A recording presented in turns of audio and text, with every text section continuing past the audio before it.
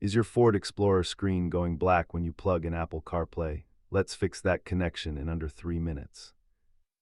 Data shows that about 80% of these black screen issues are just minor handshake errors between your phone and the sync system.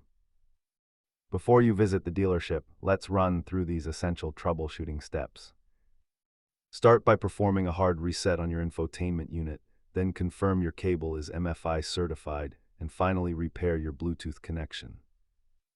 If those steps fail, you are likely looking at a worn-out USB hub port or a need for a sync firmware update.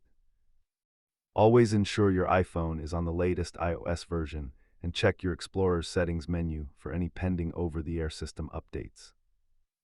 Try these software resets first, but if the black screen persists, you may be dealing with a faulty APIM module that requires professional service.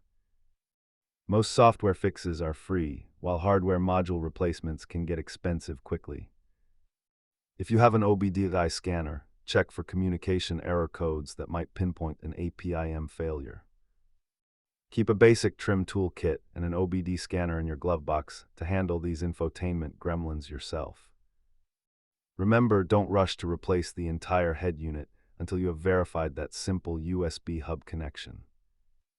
If this helped you clear your black screen, hit that subscribe button for more Ford troubleshooting guides.